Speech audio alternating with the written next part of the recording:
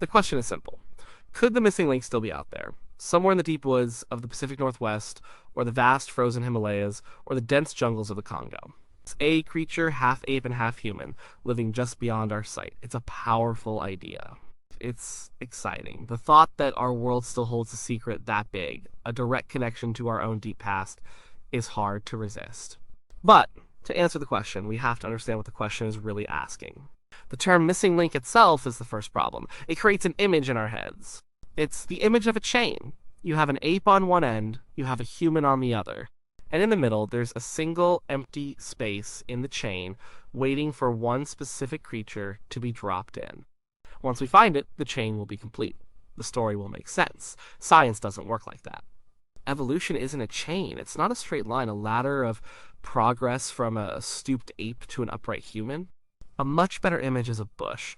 A big, messy, sprawling bush with countless branches. A long time ago, one branch split. One part of that branch eventually led to modern chimpanzees and bonobos. Another part of that branch led to us, Homo sapiens, but that branch that led to us wasn't a single straight twig. It was a whole section of the bush with lots of smaller branches shooting off. Many of those smaller branches grew for a while, for hundreds of thousands or even millions of years, and then they just stopped. They went extinct. These extinct branches represent different species of hominins. That's the word scientists use for humans and all our extinct relatives that came after the split from the chimp lineage.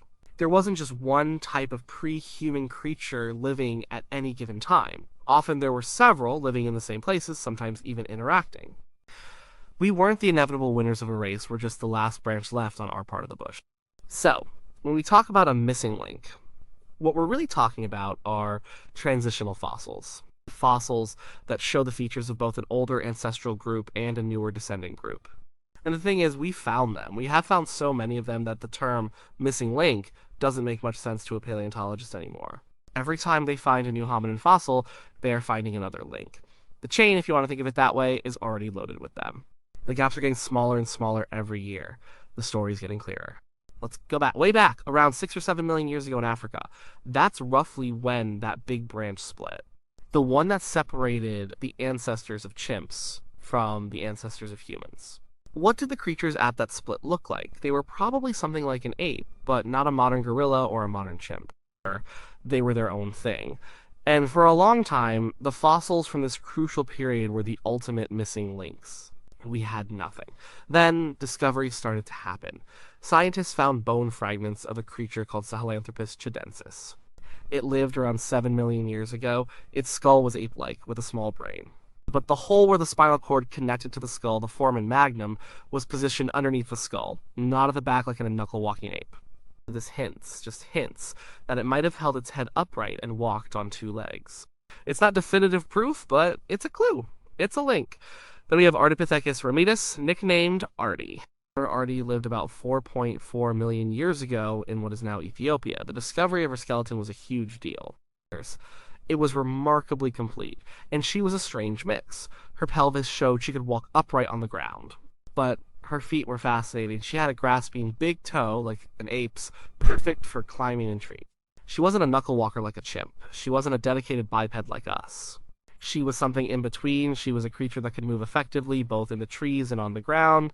She wasn't a link in a chain between a chimp and a human. She was her own branch, showing us a unique way to be a hominin. She showed us that the first steps toward walking upright didn't mean giving up life in the trees. After Ardi's time, the story gets even clearer. This is when the famous Lucy appears. Lucy was a member of the species Australopithecus afarensis. She lived about 3.2 million years ago. Her skeleton, found in 1974, was the most complete hominin fossil found at the time. And she told us something vital. From the neck down, Lucy was clearly built for walking. Her hips, her leg bones, her knee joint, it was all angled for efficient, 2-legged walking. Her feet had lost that grasping big toe. They had an arch, just like ours, for pushing off the ground. But her head was still very ape-like. She had a small brain, not much bigger than a chimp's. She had a forward jutting jaw. This was a revolutionary discovery. It proved, once and for all, that we learned to walk upright long before our brains started to get big. Scientists had assumed the opposite.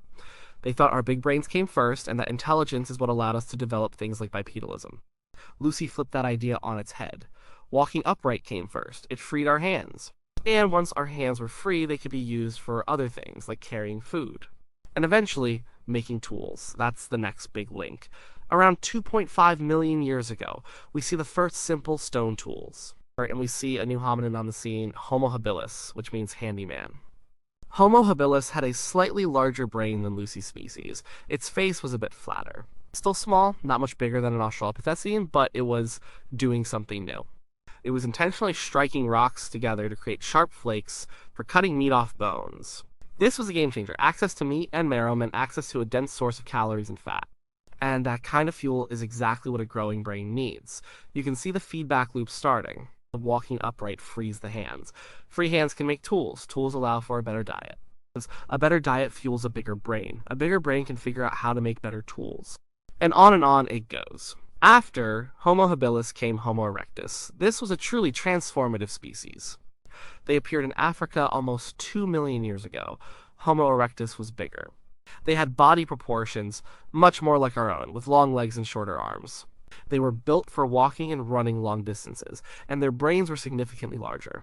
Homo erectus made more sophisticated tools, like the hand axe. They were probably the first to control fire. And, most importantly, they were the first of our relatives to leave Africa. Fossils of Homo erectus have been found all across Asia, from Georgia to China to Indonesia. They were pioneers. They adapted to new climates and new challenges for over 1.5 million years. That is an incredibly long time. Our own species, Homo sapiens, has only been around for about 300,000 years. Homo erectus was a wildly successful branch on the family bush. They weren't a clumsy in-between stage. They were a dominant, intelligent hominin that owned the world for a very, very long time. And what about the more famous relatives, like Neanderthals?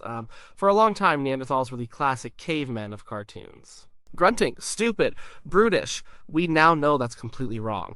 Neanderthals were our cousins, not our direct ancestors. They branched off from our lineage maybe 500,000 years ago. They lived in Europe and Western Asia. They had brains as large as ours, or even slightly larger. They were incredibly strong and tough, adapted to cold climates.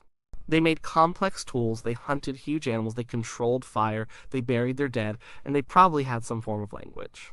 They were not a less evolved version of us, they were a different, parallel version of humanity. And we met them. When Homo sapiens moved out of Africa and into Europe and Asia, they encountered the Neanderthals who were already living there. And we know from genetics that they didn't just fight, they also interbred.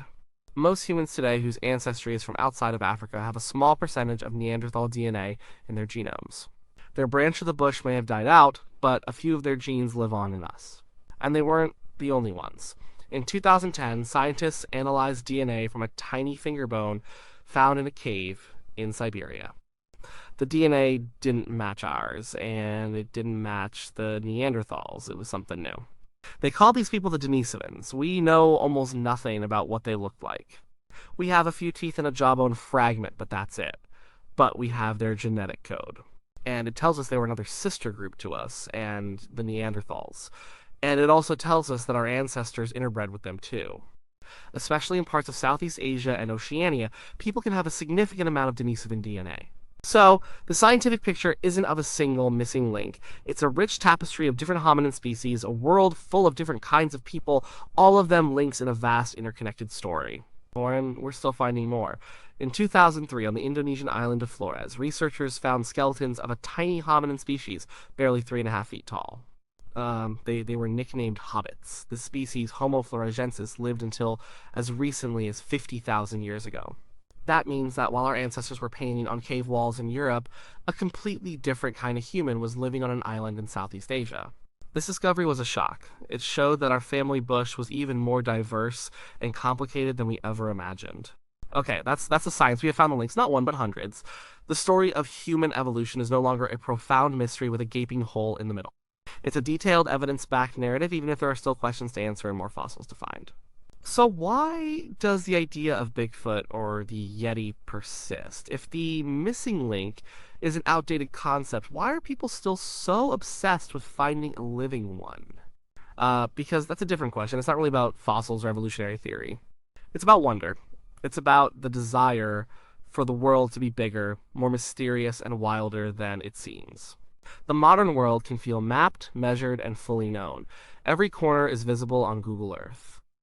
The thought that a huge unknown primate could exist just outside our view is a thrilling rejection of that idea. It means there is still magic left. The stories are compelling. A shadowy figure darting between trees. A massive footprint left in the mud. A strange, mournful howl echoing across a valley at night. These experiences feel real to the people who have them. The legend of the wild man exists in almost every culture. In North America, it's Sasquatch or Bigfoot. In the Himalayas, the Yeti. In Australia, the Yowie. In Sumatra, the Orang Pendek. It seems to be a deep-seated part of our human psyche, this idea of a wild other that is almost human but not quite. But when you look at it from a biological standpoint, the possibility of a large, undiscovered primate like Bigfoot being alive today runs into some serious problems. The biggest one is population. For a species to be viable, you can't just have one or two of them. You need a breeding population. For a large mammal, that means hundreds, and more likely thousands of individuals to avoid inbreeding and have a healthy gene pool. So we're not looking for a single lonely Bigfoot. We're looking for a whole community of them, spread out across a large territory. A population of thousands of 10-foot-tall, 800-pound apes would leave a mark. A big one. They would need to eat a massive amount of food every single day. They would leave behind droppings. They would leave behind hair. They would leave behind bones when they died.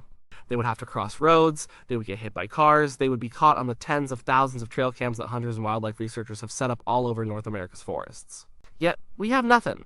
Not a single body, living or dead. Not a single bone that has been verified by independent scientists. No undisputed DNA sample. The hair samples that have been tested always turn out to be from bears or elk or dogs or humans. The droppings are from other known animals. The famous Patterson-Gimlin film from 1967, which shows a hairy creature walking away into the woods, remains the most compelling piece of visual evidence, but it's still just a short, grainy film from over 50 years ago. In an age where almost everyone has a high-definition video camera in their pocket, the evidence has not gotten any better. In fact, it's gotten worse. The photos are still blurry, the videos are still shaky. Think about other large, rare, and elusive animals. Snow leopards in the Himalayas. Mountain gorillas in Central Africa. They are incredibly hard to find. For a long time, the mountain gorilla was considered something of a myth by the outside world. But eventually, we found them. We have clear photos and videos. We have their DNA. We have their bones. We have their bodies, we can track their populations. The difference is, with these animals, the evidence is there when you look for it scientifically. With Bigfoot, it never is. The world is also not as big and empty as it used to be. The remote forests of the Pacific Northwest are heavily trafficked by loggers, hikers, hunters, and scientists. The Himalayas are climbed by thousands of people every year. Even the deepest jungles are being encroached upon. It is getting harder and harder for a known species to hide, let alone a giant unknown one. So, if there isn't a giant ape man out there, does that mean there are no more surprises? Does it mean the search is over? Not at all. The search has just changed. The next missing link we find probably won't be a living creature caught on camera. It will be a fossil dug out of the ground in Africa or Asia, or it will be a ghost we find in our own DNA. This is the new frontier. As we get better at sequencing the genomes of people from all over the world, we are finding strange things. We are finding sections of DNA that don't seem to come from our known Homo sapiens ancestors, nor from Neanderthals or Denisovans. They seem to come from another as yet unknown archaic hominin group, a ghost population. We have no bones for this group. We have no name for them. We only know they existed because they left a faint genetic echo in us. That is, in a very real sense, a missing link, a link we found not with a shovel but with a computer. So, let's go back to the original question. Could the missing link still be out there? If by missing link you mean a single half-man, half-ape creature that completes the chain of evolution, then no. And it's not out there because it never existed. That's not how evolution works. If by missing link you mean a large undiscovered hominid or ape, like Bigfoot or the Yeti, a relic population from our deep past hiding in the wilderness, then the answer is almost certainly no. The biological and logistical hurdles are just too high. A species like that simply couldn't exist in our modern world without leaving a mountain of physical evidence. And there is none. But if by missing link you mean a new piece of the puzzle of human evolution, a new fossil that reveals another branch of our family bush, a new species we never knew existed, then the answer is a resounding yes. They are out there. They are waiting in the ground. Discoveries like Homo floresiensis and the Denisovans prove that our story is far from complete. There are more cousins to be found, more surprises in store. The romance of the search is not dead. And it has just shifted from the misty forests to the dusty dig sites and the sterile laboratories. The creature we are searching for is not a monster. It is our family. The answers we seek are not about proving a myth, but about understanding the incredible, complex, and improbable journey that led to us. The real missing links are the parts of our own history we have yet to uncover. And we find more of them every year. The search is what makes us human, and it is far from over.